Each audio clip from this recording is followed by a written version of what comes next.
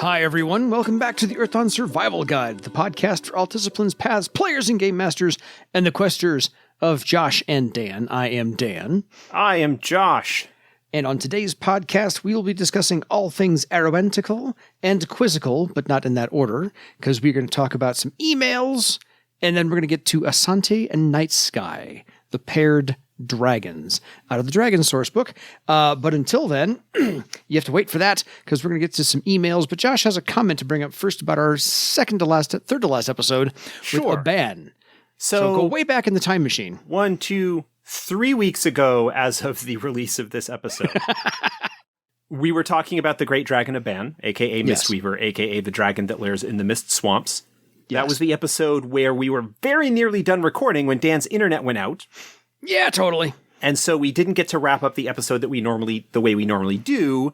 Dan added on a thing at the end and brought up the notion that perhaps the reason that Aban was always dark was because she was in mourning for Cloud Tamer, which is not a bad idea. Just occurred to me. I had a thought as well, post-recording, while kind of going through the episode and going, oh, and listening to that part where we were talking about the color, I wonder if it's this. And that is, if you will recall, or if you don't recall because maybe you didn't know, but I am about to enlighten you. The various colored dragons in Dungeons and Dragons typically were associated with a particular environment. And black dragons are typically associated with swamps and marshes. Interesting. And green dragons, if you want to talk about vast green, are typically associated with forests and jungles. Jungles. That just makes sense. It's camouflage. Hence, we've got vast green. Yes. White dragons, although we haven't actually talked about Icewing, so we'll have to check when we get to that, but white dragons are typically associated with icy conditions and snow and frost. We'll have to see if Icewing, whose primary lair is on top of Mount Vapor, is sort of white in color or not. This might be like a sheer coincidence. This might be something where in a couple of cases they found a way to kind of give homage to the classic color association tropes. So that was the thought that occurred to me. No, fair. I think both of them are not bad. I like both of those. So that works. So if you have any questions for us about Aban or dragon camouflage and coloring systems, please drop us a line. We love email because we're going to start some email here in just a quick sec. So the email address again is edsgpodcast@gmail.com. This one's from Rasmus. Hi again. Yet another thanks to you for a great podcast and infinite patience with my questions. You are simply the best, taking all this time answering my questions and ascertaining my doubts. So, when are you making an episode entirely dedicated to Alakia? We did a Bloodwood episode where I talked about Alakia quite a bit. If that's not enough Alakia. I probably talked about Alakia quite a bit in the history episode we did way back where we were talking about the Bloodwood. I think any time that the Bloodwood comes up on the show, I end up talking about Alakia a whole bunch. Kind of hard not to. I don't know that we will actually, at this point, need to do a full episode devoted to Alakia. Although, now that I think about it, we are going to be going through and covering the material in Secret Societies of Barsave, and I'm pretty sure one of the chapters in there is the Songbirds. Yeah. Which is Alakia's intelligence network. So we will probably be talking about her a bit more. But look, if you want to hear me talk about Alakia, join the FASA Discord and bring up stuff about Alakia, preferably during a time when I'm actually able to devote attention to it. So that would be kind of like evenings during the week, Eastern U.S. Standard Time or Daylight Time or whatever, like East Coast time. Yeah. Or on the weekends, because I will get in trouble at work if I get drawn away to doing Discord on my phone when I should be answering calls from clients. Yeah, there's that. So, next question. Can you use more than one mask at a time, or would that give design issues regarding challenge ratings and other stuff? You can. It does kind of eventually run into the same kind of issues that you have with using masks in the first place, where you are potentially bumping up the effective tier of the creature. If you bump it up from novice to journeyman or journeyman to warden or whatever. I'm not a huge fan of it, but it is certainly something that you could do. I mean, I say I'm not a huge fan of it, but I wrote an adventure for Gen Con one year that had the scene was titled The Obligatory Sewer Level, that involved a giant corrupted alligator or something. So I was like slapping 2 or 3 masks on top of a creature. There you go. But yeah, you can do it. It's not something that I've had any actual discussions with Morgan about or seen any kind of guidance or anything from Morgan, who was pretty heavily involved in designing that system. Yeah. In terms of, no, you should only use 1 mask at a time. Obviously, you probably only need to use 1 mask from a particular category at a time. You don't want to stack like 2 large templates. You might as well just go up to the giant or whatever the category options are. That's why there are sort of different gradations of masks that you can add on. Mm-hmm. Yeah. As long as you are paying attention to what the final numbers end up being, and that they are still an appropriate obstacle or challenge based on what you need for the scene for your player character group, it's probably fine. Yeah, fair enough. Third question. Have you any thought on a fix to avoid blow? If the attack roll against you is high, it makes more sense not to dodge and thus avoid taking a strain. That is thematically a little sad, I think. Instead of an all or nothing, a partly successful avoid blow could reduce the excess successes from your opponent's attack or something like that. I've heard that. I have not given it a whole lot of thought, and I don't see that as being something that we are likely to redesign in terms of the base talent. It might be something worth exploring, possibly as a knack, to make that as an option, if that's something that you would perhaps want to try. Yeah. I don't know. I would need to think about where the default difficulty numbers and stuff. Would you be basically rolling avoid blow against your own defense at that point and canceling success for success? Are you taking the result of your avoid blow and just subtracting it from the result? Like, I would really need to think about how the mechanics of that would work, because avoid blow as it is sets the default target number at the attack test result. And obviously, if you want to have some kind of reduction factor in there, then you need to figure out what your base target number is and how that's going to interact with things. Yeah. It's not something that we have considered. It might be possible space to develop a knack, but I don't know off the top of my head how exactly that might work, or whether that's something that is actually worth exploring. Yeah. I mean, we already fixed avoid blow by getting rid of the fact that if you fail, you get knocked down automatically. Yes. So I think avoid blow is like 95% workable just fine for the nitpicky things here and there. Whatever. I do understand the annoyance that if you get hit really, really well, that it's really, really hard to avoid, and you want to get some use out of the talent. Yeah, I can understand that, but sometimes stuff just doesn't work. Yeah, it's hard to quantify, real life physics and action into dice rolls and numbers. So I'm not even getting into that. I'm just understanding it from a gameplay perspective of, I have this tool, but in these circumstances, this tool is not useful. Sometimes that's the way things work. Yeah, it's kind of like you take a hammer to fix a car. It's not going to work. You need wrenches and things. Yeah. Yeah. It's more that such things would also require looking at Steel Thought and Resistant. Other similar talents. Yeah. And other similar talents, and seeing if, again, that's why I think that if it's something that you really want to explore, a knack might be the best way to go. Yeah, fair. Don't just overhaul the entire thing, just tweak this little tiny part and call it done. Group pattern allows for 5 individual threads to be woven. Do those count as one item? You have one item representing your role within the group? Or does it count as 5 different threads and thus actually limit the usefulness as you then block access to other threads from items and other sources? It's the latter. Each thread that you weave to a group pattern item counts separately against your thread limit. Okay.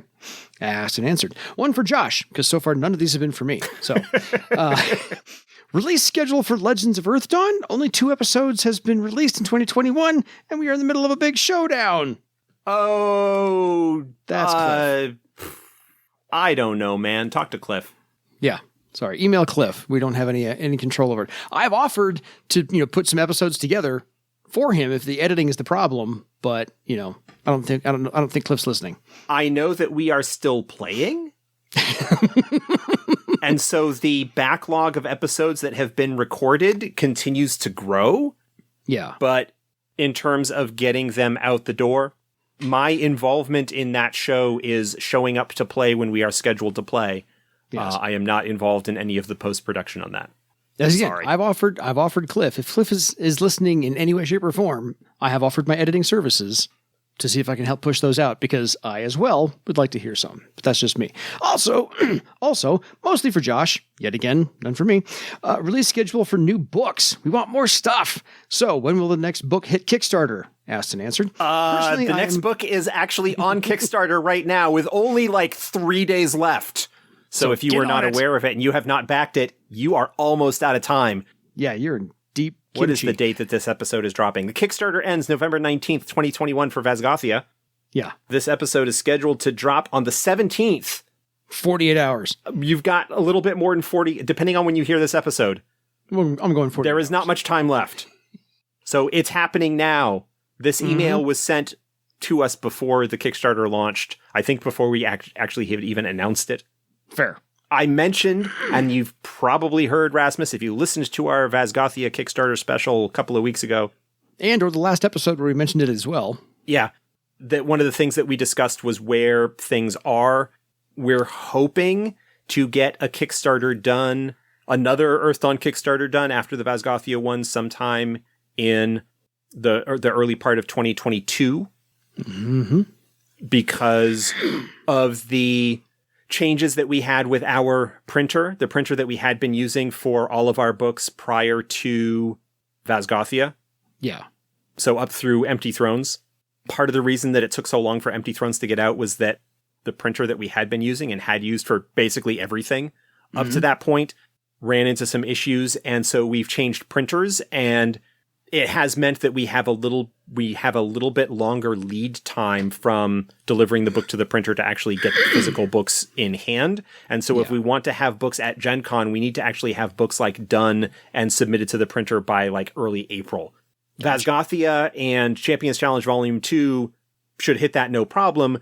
So after the Earthdawn campaign ends, there's a couple of other Kickstarters that are planned for other game lines that are going to be launching right after the other. We've got a whole slew of stuff that's on its way. So 2022 is the year. Some 1879 stuff is going to be seeing Kickstarter. Yeah. We're hoping to get, no promises, but we're hoping to get Grand Bazaar, Magic Deeper Secrets out Kickstarted first half-ish of next year of 2022. We will see what happens with those. Josh, shut Fingers up and take crossed. my money. Shut up and take my money. Just take my money. That's it. Yeah. You want me to actually give you something in return for it? No, just take my money. Just get them made. Take your money. Just get them made. Personally, I'm most interested in the new rules like the Deeper Magic book and books focusing on bar save, as that is where we play. I will buy the Theron books for sure, but they are just not as interesting for me at least. All the best wishes for your health. And again, thank you for a great podcast, Rasmus. So Vasgothia is the book that's being kickstarted right now because it's the book that's done. Grand Bazaar is focused on Thrall and the Grand Bazaar of Thrall, so that is very definitely of interest to somebody who has more of a Barsabian focused game. Totally. Deeper Secrets, obviously, when that's done, is going to be of interest to anybody and everybody. I can imagine the stretch goals in that one because everybody's been waiting for that book. And I really need to get cracking on Europa. Fair. All right. Next up is Sebastian with a really quick one, just because he wanted to give us Lars a shout out for his awesome work on the Steps character sheet. It's his birthday today, whenever he sent this in, and wanted to let him know how much he and many others appreciate the work Lars has put into the Steps character creator. P.S. The Europa book when? When it's done. Eventually. How's that? Yeah, eventually. I'm not going to get into that anymore. No, right now. No. Can't make any promises. We've got 2 more. Some longer emails here from Alan. First up, hello. with a U. Hello, Josh and Dan. I love the show, and I always find your insights into Earthdawn thought-provoking. Let's get right to it. Why in the name of Alakia does raisin an attribute cost silver? You're killing us out here. I wanted to increase the strength of my weaponsmith one measly point, and the GM says it costs silver. Silver! What am I paying for? A gym membership? I reckoned an attribute was something that was just reached through careful adventuring and natural character growth. What if I am raising charisma? Who gets paid for that? And a makeup artist? Speechwriter? Everything in Earthdawn costs silver. I get it. Give us poor blokes a break. Also, one of the fellows in the Marathon group is a Windling shaman. He gets astral sight as a racial trait, but also gets it as a second circle as a shaman. What gives? Are they both the same? Do they stack? Is he doubly kick-ass in astral sight? Does one show astral space in green and the other in purple? Explain it to me like I'm a 5th grader. No, 3rd grader. Thanks. Love you guys. Keep up the good work. Alan. Okay, so there are 2 questions there. Well, I'm not sure they were really questions other than what gives, but... There are 2 topics there. The first of them is attribute increases. The silver cost is something that was a legacy from previous editions. I don't think that 1st edition... Damn it. I want to say they did. Pull up my 1st edition book. Hold on. I really want to say they did. I don't remember whether 1st edition had... silver costs for... First edition, you see, had something a little bit different. First edition tied attribute advancement to circle advancement. You could only do 1 attribute increase per circle. And it was never completely clear whether that was something that you had to do before you advanced or you did it when you advanced and what the restrictions on that were. Yeah. So I'm not completely convinced that it was something that was in 1st edition. Let's see. Building Your Legend, 1st edition book, improving attributes. Yeah, 1st edition just had the legend point cost. 1st edition did not have silver cost. Yeah. I don't have the 2nd edition book right to hand. I know it was something that was introduced. Player's Compendium. The table of contents is huge. Building Your Legend. So in Earthdawn Classic. Yeah. The silver cost and training time for improving attributes was introduced. And this was because attribute increases were decoupled from circle advancement. And so it was a mechanic that was put in place to kind of limit circle advancement in terms of just how much time that it took. So it was something that was introduced there and obviously stayed in 3rd edition and kept in 4th. So it's largely a legacy thing. If silver is a problem, then a couple of suggestions for that. 1, your game master should be giving you more money. Fair. Whether payments for tasks that you were doing for people or finding more treasure or whatever. Tell them Josh told you so.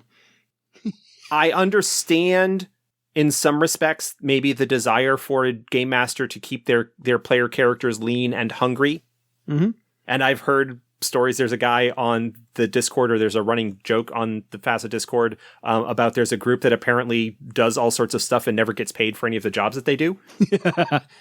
But I largely think that once you get out of your first 3 or 4 circles, silver should be less of a concern. But that's my personal style. I have thought about ways of actually getting rid of the need to track individual coinage in Earthdawn. There's a system that is used in the revamps of the Trinity games where wealth is just a rating and it kind of determines what you can get with stuff.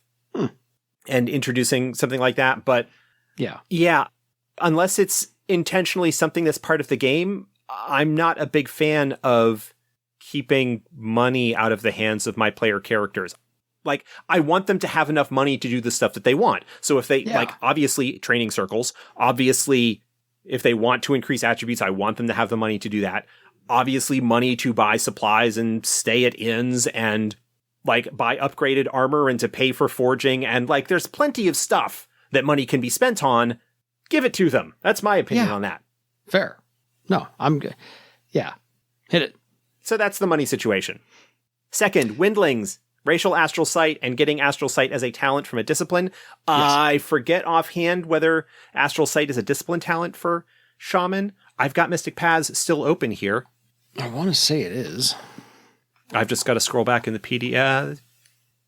It is discipline talent for shaman at second circle. Yeah. So it is the same.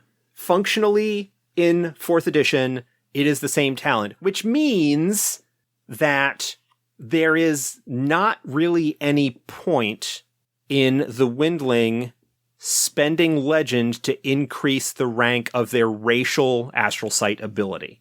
Agreed. Because they get it as a talent, so they might as well just wait until they reach second circle and start buying it up then. They can still default to straight perception for it. That is something that is clarified in the errata, that Windlings can use astral sight effectively at rank 0 with just a straight perception test. But yeah, they're the same thing. If you want to be classically purist about it, there is supposedly a difference between the information and detail that is available to the Windling's native astral sight as compared to the talent astral sight. That's a difference without a distinction as far as the mechanics goes, and is something that was kind of eliminated in 3rd edition, I think, if not in Classic. Yeah, there are some disciplines, Nethermancer is another one, where you'll get discipline talent access to astral sight when you have it as a racial ability as a Windling. Don't waste the points to put it into the racial ability, because then you just need to spend them again to advance it as a talent. Yeah. If it's available as an option, then maybe you want to take a different option and take advantage of the fact that you've got the racial ability, which I think costs the same to increase. You just don't have the ability to spend karma on it, which is probably fine for astral sight once you get a few ranks in it. Yeah, not a whole lot to worry about there. Great. Thank you, Alan. And I love the way you styled that question. So that was awesome. Keep them coming. We like those. Last one. Hello, Josh and Dan. I just started playing a Windling weaponsmith. I am still trying to figure out what type of character he wants to be. So I've really been enjoying your podcasts on questers and paths, which means I now want him to be 4 different questers with about 5 different paths. But seriously, you have made them all sound so good. We are doing our job correctly then. Thank you. Agreed. So it is very hard to figure which one I want to go after. Now on to my questions. 1. If you have a talent from your discipline and you pick up a path that has the same talent, is there any way to pick up that talent in your path to free up the talent option slot for your discipline? The reason I am asking is there is a talent speak language that I've already picked up as it goes very well with my character background. I was really torn because I wanted to pick up disarm traps, since my group does not have a thief.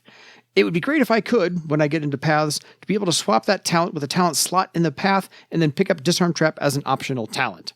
That's a complicated question. It's a simple question with a complicated answer. Complicated presentation, yeah, okay. Rules as written? No. That's not something that's technically allowed. As a GM myself, if you came to me with that concern when it came to your character advancement, and I don't think disarm trap is available as an option to any of the paths. It certainly hasn't been as any of the paths that we've covered thus far. Pretty sure it's not available. Yeah. Like, my initial reaction, setting aside specifics, my initial reaction is, for most paths, you've got like 10 choices for your first 4. Yeah. There's probably another option that you would want to take. But in this particular case, it's, I want to take this talent that is not available to whatever path I end up going. And I want to get access to this ability as a talent, as opposed to, say, learning disarm trap as a skill, which does have the limitation of it's only effective on physical traps as opposed to magical ones as well. And no karma.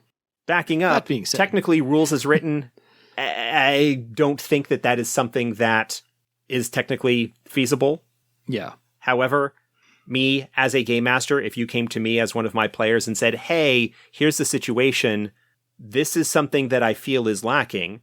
First off, my thought as a GM is, if you have a group that doesn't have access to disarm trap, unless you've discussed this beforehand, why are you putting them into situations where that's something that they would need to have or feel that they need to have? Yeah. But that's a completely separate conversation. Totally. I'm sidebarring myself so much on this. It's awful. If you came to me as your player and said, hey, I want to pick this up, but it's not available in the path, but one of the options that I already have is available as one of my path talents, is it okay if I swap this out and pick up disarm trap as my optional talent under my discipline? I would probably let you. I mean, it's an optional talent, so it's not likely to be interfering with your actual discipline advancement or anything like that. Yeah. I would probably allow it. I am, generally speaking, a fan of allowing characters to be tweaked or adjusted to better fit with what a character might like, or, what the player might like for their character. Yeah. As long as it befits the story, yeah. Personally, as a GM, I would try to find a way to make it work. Mm-hmm. But again, I come back to what's going on in your game that you feel you need to have disarm trap. Is it just because you don't have a thief and you want to have that ability just in case it becomes important? Well, you come to me as a GM with that concern, it would be, hey, I know you guys don't have this ability. I'm not likely to put you in a situation where this is going to be super critical. Yeah, or frequent. Depending on what's going on, obviously there might be situations where there would be traps and so forth. But, this is a meta game discussion about what's going on and what kind of obstacles we might be facing and the style of game that we're going to have. But ultimately, yeah, if you want to kind of make this change to fit something that fits your concept of the character better or whatever, I'd work with you. I'd find a way to make it work. Yeah, I'm all for it. It's just not technically rules as written. Yeah, legal. I'm all for let's find the character you want to play and make that happen within reason. I think this is completely reasonable. Totally. You are going to be predetermining or sacrificing or having one of your path selections be a talent that you already have to open up a slot. You could even justify it in a similar kind of way of somebody who is picking up a second discipline who happens to have a discipline talent that is one of your optionals. And I think that theoretically opens up the option slot as well. I don't see any particular reason why you couldn't sort of realign things. Yeah, I think it's workable. I think it's fine. Yeah, cool. Number 2 and last. Could you have a scholar that ever goes into the library? One who is very driven to find the truth of things but doesn't like to learn from a book. One who likes to learn from personal experience. Or would that character be better served as a quester of Minbruges? Thanks for all your work, Matthew. The character would probably be better served as a questor of Minbruges. I mean, obviously, within the framework of the particular version of bar save that your game master has set things in, they're free to allow stuff in whatever sense. But part of the conceptualization of the scholar path is that they are going to be heavily involved within academic circles. And even if they might not be super into working in libraries themselves, it sounds to me like it's more about the exploration of the truth, which is much more a Minbruges thing than it is the collective accumulation of knowledge and learning, which is related, but has that academic hierarchical library structure all kind of wrapped up in it. Yeah. What kind of framework is going to be put in place for the path that is going to allow this to be a thing? Or what kind of obstacles is the player character going to be facing as part of the fact that they kind of don't like to deal with it, which could be a fascinating and interesting story. But again, going back to the idea of I want you to play the character that you want to play and maybe trying to find a way for that to work if it's something that you've really got your heart set on. That brings us to the end of all things quizzical and the beginning of the rest of the episode, all things aromantical, as we discuss Asante and Nightsky. The mated pair. This is an interesting set of characters in the game. Admittedly, over the last 25 years, I've rarely come across anything that mentioned Asante and Nightsky, so this was kind of a new read for me as I'm refreshing myself with all of these things, and they're not mentioned a lot. But they, in fact, their first mention was in the original draft of the Dragon source book. Yeah, so they had not, as far as I'm aware, been mentioned previously. I couldn't find them. This was my first dip into and I love the fact that this is yet another just aspect of dragon culture that is presented so nicely, that it's so different from all the dragons that we've talked about so far are so individually different from everything else that credit to whoever created all of these. Beautifully done job on all the dragons. Because these Asante and Nightsky are not great dragons. They're merely adult dragons. Yeah, like Charcoal Grin. Yeah, like charcoal grin. And they lair in the Caucavic Mountains, the northern valley, so way up kind of near par length a little bit, more so than most actually. And per Outcast's description, they are, Asante and Nightsky, both rebellious, immature, and naive. But then again, that's just maybe a little ageism on his part, just to go, they're youngins, they don't know squat, so whatever. But the fact that Nightsky and Asante are just like salt and pepper. And I mean that is one's very dark and one's very light. One is literally black scales with tips on the ends of them, silver tips on the ends of all of his scales, making him look like a night sky with stars. And then Asante is cream white scales and horns and so forth. So it's just, they're physically diametrically opposed. One male, one female, one black, one white. But the fact that they have bonded together, which is something unusual for dragons to do, is to quote unquote mate for life. And they're doing that. So I love the fact that this is, again, kind of breaking the mold on what we expect dragons to be. And Asante and Nightsky have done that yet again.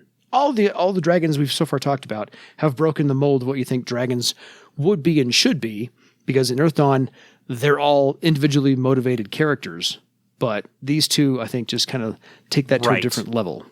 Your initial thoughts? This pair is interesting. They are the youngest, or among the youngest, adult dragons in Barsave. In fact, Nightsky is called out as the youngest adult dragon. Yeah. I think it's interesting that we get an insight into, or an opportunity to kind of get hooks into not great dragons, like to deal with adults, and to get another example. Like, we've got Charcoal Grin as one example of a non-great adult dragon, but Charcoal Grin's got her own thing. Like, she's Parlength's dragon. Yes. Asante and Nightsky, the two of them, are another example and another breaking of the mold, like you said. Each of these dragons that we have been talking about is a character, and in some ways typifies, and in other ways goes against the standards of what the popular expectation of dragons are. And this is yet another example. We get, sort of in the context of the Dragon's book as a whole, the first half of the book is all about dragon life cycle and ritual and society and culture and all of these things. And bang, here in the examples we get, and here's a pair of young adult dragons that are breaking the mold and going against tradition. And yes. Isn't that interesting? You know, whether this is laying the seed for a future plot line that the first edition development crew had in mind, or whether it was another case of, this is an interesting idea, let's toss this in here so that we've got it in the future if we want to. Yeah. It's just like another example of things and another way that we can make a twist and people can pick it up or ignore it as they wish. Yeah. So how do you want to do the rest of this? I think we talk about one dragon at a time and then talk about them as a mated pair at the end. So we can kind of just separate them out a little bit. So let's go with Nightsky first, because he was raised, so he actually emerged from his astral sleep 2 years before Thrall entered the long night. So he's like the youngest. Yeah. He has only been an adult for 500 years, 400 or 500 years. Yeah. Yeah. Which is interesting. Really, and not a long time for dragons, per se. Not a long time for dragons, not a long time for adult dragons, but it's also, the timing is very awkward for him as an individual, because he became an adult basically just before the Scourge started. Hey, I'm here. Crap. Now I have to go into hiding. Yeah. And so did not have the appropriate time to prepare his own lair, and thus as a result had to find shelter with Usun. No, Usun raised him. He found shelter with Earthroot. I'm sorry. You are correct. He was raised by Usun.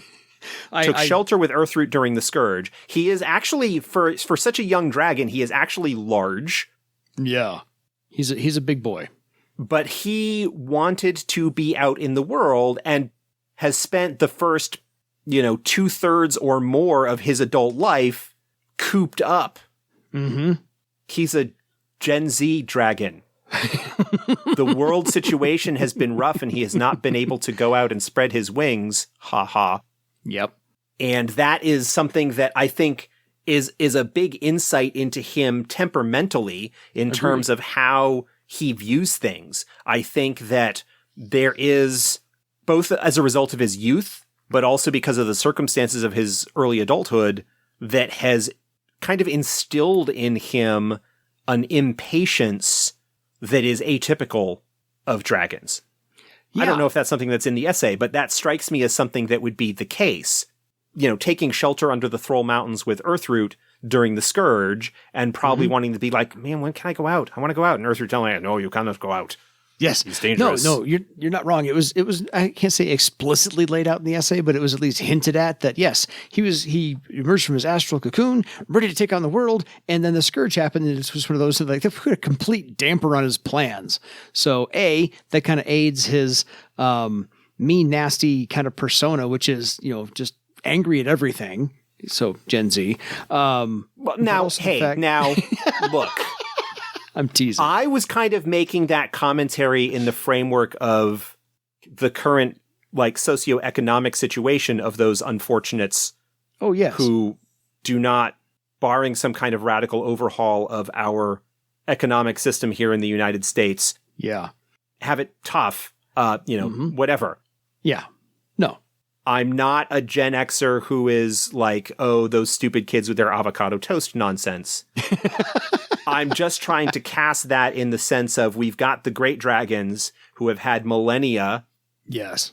Portions of it in hibernation, absolutely, but who have had a really long time to get used to the long view and whatnot.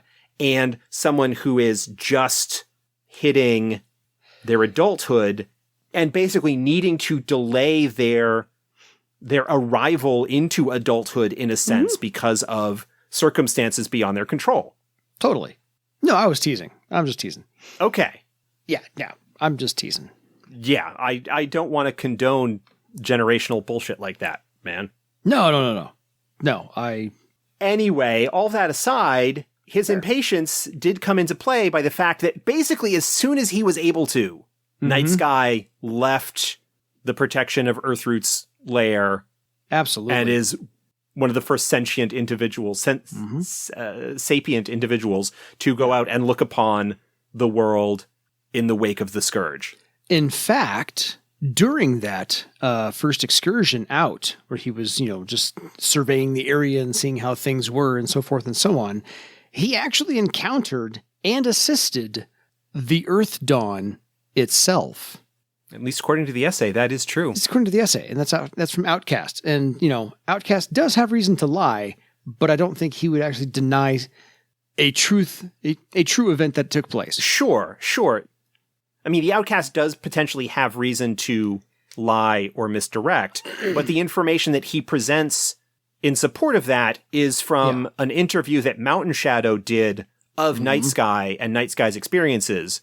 Yeah. And so there is no reason necessarily to doubt the veracity of that. And I think this is one of those kind of neat little Easter egg kind of things. I loved it. I was just like, neat. Nice way to bring the Earthdawn back into this thing with the youngest dragon that there is, who's never been mentioned before in any of the other material. So yeah, why not tie that in together?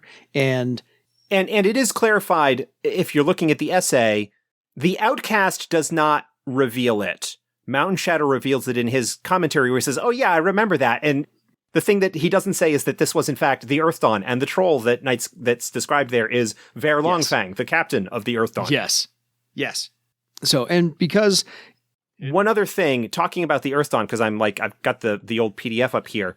Mountain Shadow also reveals that Nightsky said that he had encountered the Earthdawn again later, far from Barsave. Yes. And still airborne and whatnot. Yeah, but kind of like limping along with all the repairs. Limping along and so forth. And I think this is one of those hooks Because remember, we've kind of had discussions about how there were some ideas of perhaps the Earthdawn returning to Barsave at some, possibly in conjunction with the events of the original plans for Barsave at war, possibly as some kind of later thing, but that this is one of those hooks, particularly this late in the development cycle of first edition, that no, the Earthdawn is potentially still out there to allow them the possibility of it actually returning. Yes. But I'm glad that Nightsky was able to help out the Earthdawn, because he is particularly fearsome in combat. A, he's, again, as we said, a big boy for his age. And B, he was raised by Usun. So, he's going to look at things in a physical light and be very adept at combat. So, I don't think that's a bad thing. And also the fact that by traveling out in the very early post-Scourge world, ran into a lot of situations where his physical prowess was something that was going to be necessary to deal with the hazards of the horrors that were remaining and things like that. Yeah, he took care of a couple of horrors. I mean, he fended off a horror from the Earthdawn itself, so he was helpful in that regard. So I don't think he has any enmity toward the name-giver races. I wonder if it's not specifically given a description, but I have this image reading the section of the commentary section of the bit of Nightsky's description, whether the horrors that were attacking the Earthdawn were Rakan. Oh, yeah. It just says that they were a pair of massive flying horrors. Yeah. And that there was fire involved. Yeah. That would be kind of cool. The idea that it was Rakan that he helped drive off in that initial encounter. No, I had something along those lines, but didn't have the name for them. So I think you're right. I agree with you. I think they were Rakan entirely. So let's set him aside for a minute or so, because I think Nightsky is a fascinating character. Let's talk about Asante, because she's a complete, I can't say diametrically opposed, but almost so in every way. As I said, he's black with silver tips on his scales and claws, and she has cream white scales. It's not like paper white, but cream, well done cream. She, in fact, is not just, 450, 500 years old. She's 800 years old. So she's older than him by a good 350, 400 years or so. I mean, we're not going to still young as dragons are reckoned. Yes. But she feels compassion for the younger races. We don't necessarily know about Nightsky, but I don't think he's ambivalent or has any arrogance or anger toward the younger races. He's just there. But she actually feels compassion for the younger races. She gives her resources to name givers who are usually victims of horrors in certain areas. But she was raised by Redwing in the Caucavic Mountains. And Redwing also has not been previously mentioned that I can recall. But Josh's steel trap memory is better than mine any day of the week. So, Redwing is not counted among the great dragons of Barsave. And I'm kind of scanning through the chapter here, and I'm not sure whether that's because Redwing is no longer with us. Redwing is no longer with us. Okay. Redwing fell to a horror. Okay, yeah. It's kind of going through... It's a lovely tale. Asante was fascinated with the younger races. Mm-hmm. And despite being told that the Scythian Mountains were the domain of Thermael, she kind of got involved with the dwarfs there, had a little bit of loose lips, and told the dwarfs about Redwing's lair, and the dwarfs went after the lair, and Redwing dealt with them handily. That's fine. Yeah. But the news of the lair didn't die with them. It led to repeated attempts by various adepts to liberate the treasures from Redwing's lair, which made Thermael kind of get upset because all of these dwarves in her area were getting all uppity. Yep. And Asante got banished as a result of it. Mm-hmm. You did some wrong. Go away. Yeah. Banished to the eastern spur of the Caucavic Mountains, so kind of on the edge of Barsave, kind of away from everything. Yeah. This was before she was an adult. Mm-hmm. She got banished before then and kind of went through her adolescence and transformation into adulthood alone and isolated. from the rest of Dragon Society, which I think even more strengthens, in a sense, her connection with other name-giver races. Yes. She didn't have quite the extent of schooling in the Dragon Society that others did. You know, she did apologize after and was accepted back into Dragon Society upon becoming an adult. But Vastenjas... But was told, don't deal with the Scythe and Dwarves anymore. You are strictly forbidden from dealing with them in any way at all. And that came from Vastenjas. Well, because at that point, Thermael had passed. Thermael had been killed by one of the forebears of the Iopos clan. Yeah. And Asante followed that structure for a little bit, but eventually couldn't help herself and got involved in the affairs of the rights of protection and passage and struggles between the Therans and the dragons and so forth before the Scourge. Yeah. So because of Redwing's death, falling to a horror, and her banishment essentially by the Dragon Council, and Vastenjas forbidding her from doing anything else with the Scythian people, she has this slight anger and resentment toward great dragons since before the Scourge. So she's had this grudge essentially for the last 400, 500 years, where because she was not in her adulthood, in her adolescence, brought up under dragon rules, and I do mean that as, the structure, not ruling with an iron fist, not brought up by dragon rules in dragon culture, she's more independent. She had to do things for herself and find things out for herself. She wasn't told or instructed by the other dragons as to what was going on or how to do things or why things are the way they are. So she has this resentment toward the Dragon Council that's been lasting for, since before the Scourge. And she has this independent nature to herself as well. And so when Nightsky comes along, So there's even more.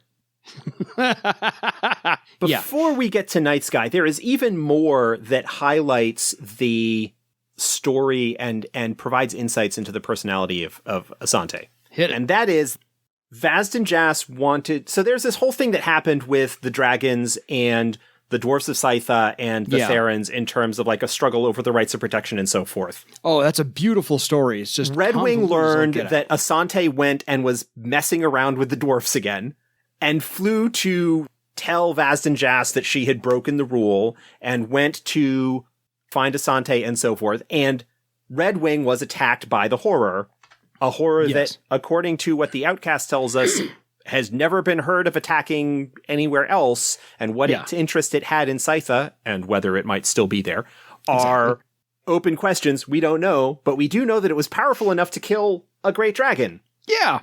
It killed Redwing. Yeah. And also, as a sidebar, he said, by the way, remember that these three dragons were the ones that the Therans attacked. Yucatol was the third. Yeah. Yes, because we had asked that question a couple of weeks ago. We're like, who was the third? We can't think of it. Who was the third one? Yeah. Yucatol. It was Cloud Tamer, Yucatol, and Icewing. The Dwarfs of Scytha attacked Vastenjas, and Asante went to Vastenjas and said, look, I know that I wasn't supposed to help them out, but I care for them. Can you please help me in terms of making them safe? And Vastenjas was like, no, they attacked me. They can die. I don't care what happens to them. And Asante was like, but my dwarfs. Oh, no. Okay. And at that point, because the Scourge was fast approaching, a whole bunch of dwarfs fled Scytha for Thrall. And then a whole bunch of other ones fled for the Caucavic Mountains in the area where Asante had her lair. Mm-hmm.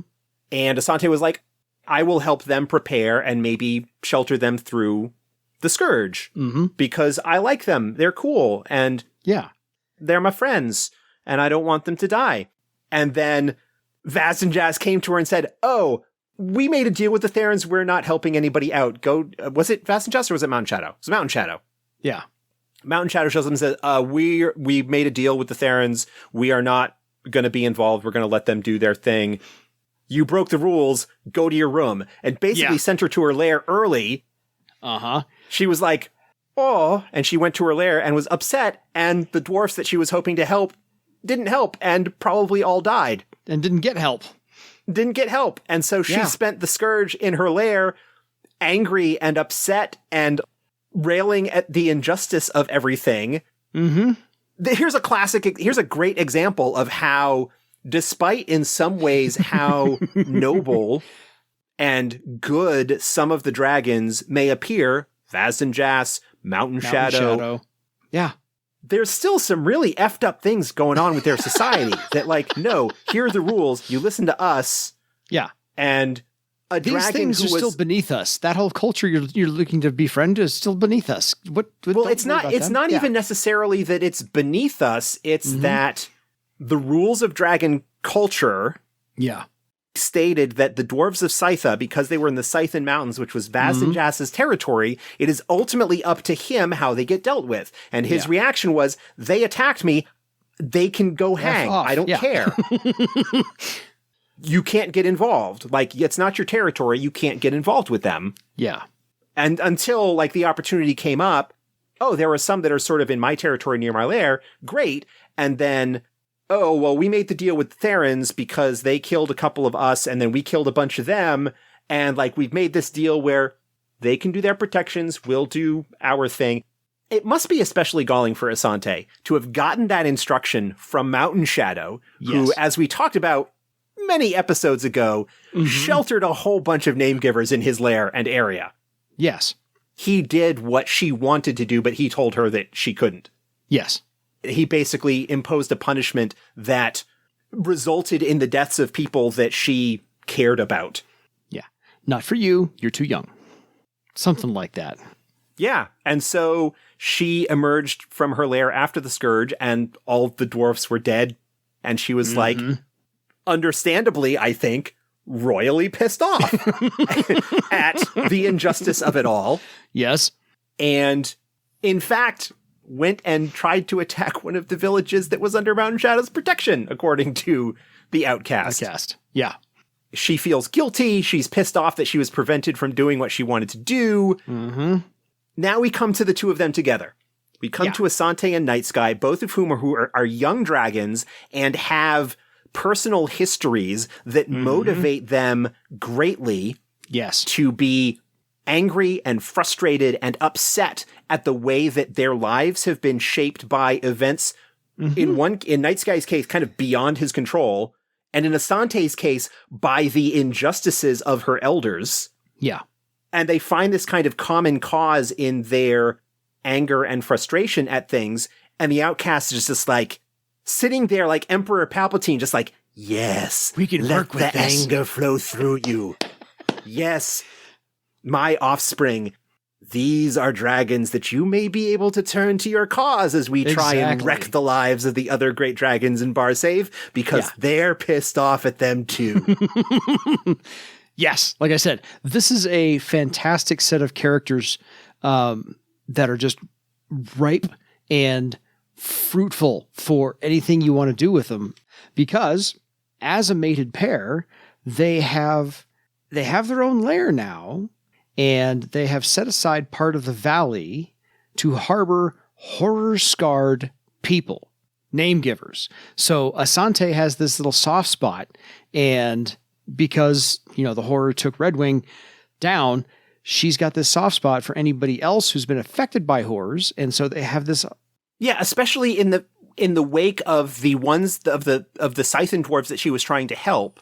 Yes, and not being able to help them. That this is her way of assuaging her guilt at her inability to help them. Not that it was necessarily something that she could completely control. No. But she still feels guilty over what happened, and so is doing what she can to help. There's a nobility there and a goodness. Yes. I often talk about how dragons aren't nice, but there's this humanity, there's this empathy that is present there that we don't see to the same extent in some of the older dragons. And I wonder, we've talked about this with Mountain Shadow in the past. Mountain Shadow as a character, as a personality, develops quite a lot between the Earthdawn era and the Shadowrun era. Yes. And I wonder about the possibility of what went on, what goes on, maybe in the future with Asante and Nightsky, maybe to a lesser extent, but maybe more with Asante, about how he views the younger races, about how he views other name givers and their potential and what the dragon's responsibility to them is. Yeah, maybe he's taking the lesson from her. He's learning from her, possibly her example in doing so. That's certainly a possibility. Yeah. The pair are kind of starting to build their own network of allies and supporters. One of the independent trading companies out of Thrall, the Dreamspire company, is heavily associated with them. There's an adventuring group that also kind of works with them. So they're kind of starting to build their own power base and network of name givers that can kind of gather information from them. And their location there in the eastern Caucavic Mountains puts them really close to the common routes that travel from Barsave up to Haven and Parlainth. And so it puts them into a very interesting position there as far as that goes. Yeah, they kind of control that route because the Dreamspire company is the only one who's not going to get attacked by a dragon, shipping goods back and forth there. So they... For the best airship route through. Totally. Yeah. And so they've got this little corner of the market, the little corner of the map of Barsave on trading. And of course, they get their cut. So this is how I think Asante and Nightsky are also building their own wealth in their lair as they get a slice of whatever is going on with this business. And then, as you said, they have the Seven of Thestonius to spread their tales and increase their legend of the mated dragon pair. And, that's their propaganda machine. That's their good news piece. And the Dreamspire company is taking advantage of Nightsky's knowledge from Nightsky's travels, extensive travels in the early days after the Scourge, to be able to open up trade routes to other areas. That's something that, hey, we've got a Vazgothia book on the way. If you're looking for a way to maybe connect Barsavian adventures to Vazgothia. Oh, yeah. The Dreamspire company and gaining information on safe ways to travel because you've got the wastes kind of in the way. Mm-hmm. Safe ways to navigate the hazardous journey between Barsave and Vazgothia. Yeah. Whether you swing south and kind of get closer to Thera, Great Thera proper, or whether you swing north and end up needing to deal with the Western kingdoms with Seriatha. Mm-hmm. The other parts of that, look at the Elven Nations book for more information there. That's one possibility if you're looking for a kind of more globe-spanning type of travel adventure thing. Yeah. There's one last thing that is of great interest here, which is so typical, but also has the thing that has Mountain Shadow going, this is a big deal. If it's true. It is a big deal. If it's true. This is a huge deal. Yes. And we need to figure out how to deal with this. And I think Mountain Shadow has some wisdom here. Mm-hmm. Because the Outcast mentions that Asante has laid her first clutch of eggs and has not given them to any of the great dragons the way that they're supposed to. Well, she's laid 2. It's rumored she's got 3 eggs. They know of 2 because one. Right. One went to Earthroot, who, by the way, took in Nightsky. So that's why, one went to Earthroot. And the second went to Aban in the Mist Swamps. Just because. But the third, it's a rumored third egg, was intended to go to Usun, but they also suspect that perhaps, to break with tradition, Asante is raising this egg by herself, or at least with her and Nightsky by themselves, which is never been done before. That's completely breaking with dragon tradition. Just have a great dragon raise them instead. So you're having... And that it's basically Asante's way of saying, hey, I'm going to exert some degree of control over my life. Yep. In a way that I have not been able to before. By having given away a couple, perhaps reduces the possibility that there will be interest in the third. We're talking about a pair of young adult dragons that are bucking draconic traditions in so many ways. They're living together. They're a mated pair ostensibly for life. Yeah. Dragons don't normally do that. Nope. The dragons will mate, and then one dragon will go off to their place, and one dragon will go off to their place. See ya. Yeah. Then the eggs get given away to the great dragons to raise and bring up in accordance with dragon traditions. Yes. They're living together. They're mated for life, presumably. They certainly have a very strong emotional commitment bond. to one another, yeah. possibly keeping one of her eggs herself. Yeah. And this is another case where the outcast is like, there is so much that we could do to mess with Bend them the our great way. dragons, to mess with my siblings, my erstwhile colleagues, the other great dragons of Barsave, who, as you know, are a bunch of hypocritical jerkwads and dumb and short-sighted, not like me, who is brilliant and knows exactly what's going on and not making the mistakes that they did, because look, they're making more mistakes. They're treating these dragons awfully, and that is an opportunity to win them to our side, which would be great. Or, failing that, if this third egg thing is true, we can cause all kinds of strife and discord among the dragons of Barsave, because this is a big deal, and it's going to cause all kinds of problems and distract them, which will give us the opportunity to continue to do nonsense and wreck their day. And I just like wrecking their day because I'm petty like that. Yo, Outcast is so a narcissist.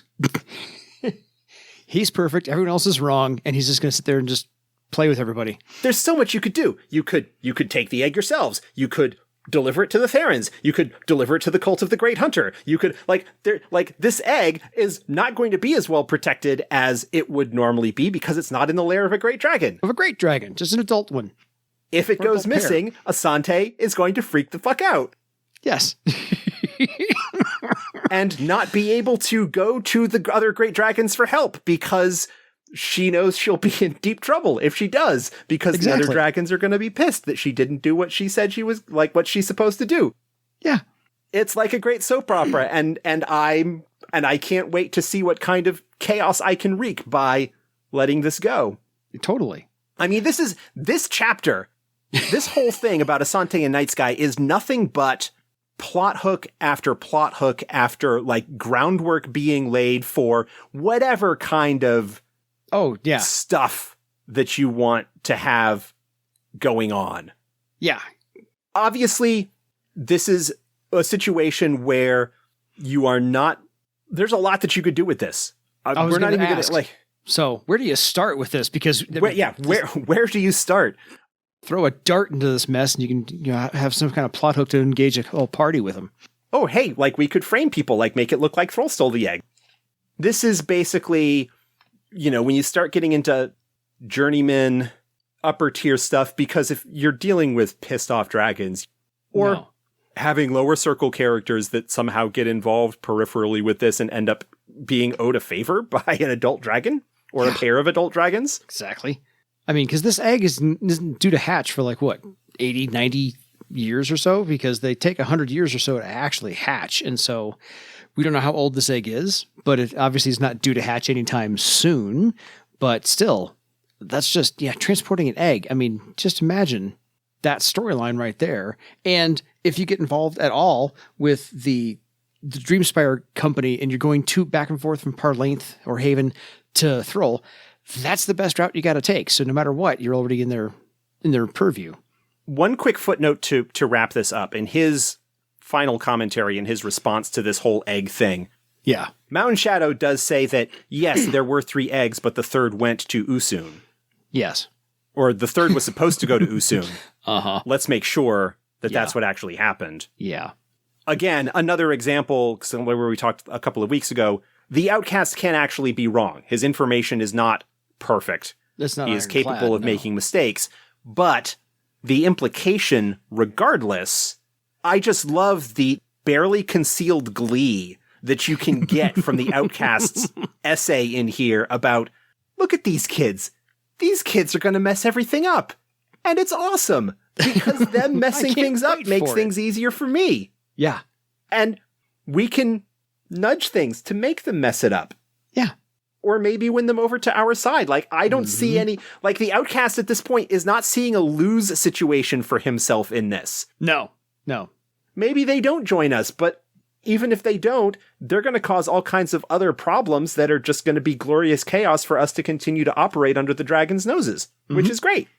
This, like I said, this is all groundwork and future plot laying. Oh, totally. It's amazing. Now, okay, we got to wrap up. Well, I could see the novel being written about just Asante and Nightsky. I really could. Asante and Nightsky do appear in the 4th edition GM's Guide. Yep. With stat blocks. I don't recall now off the top of my head. So the information on Asante and Nightsky that is in the 4th edition book does not get into the whole egg thing and outcast stuff. It's more just kind of providing basic psychological backgrounds and information about the dragons. It doesn't get into the whole siphon situation with Asante. No. It does talk about her fondness for the younger races, but it doesn't really get into her whole history and everything. They are sort of both presented there, but there's a lot going on. Mm-hmm. Yes, there is. So if you have any questions for us, A, about how long we could have run on this one before we had decided that we really need to wrap this one up. B, if you have any questions for us at all about anything in general, you've obviously heard the first part of the podcast where we talked about and answered any kind of question that came in.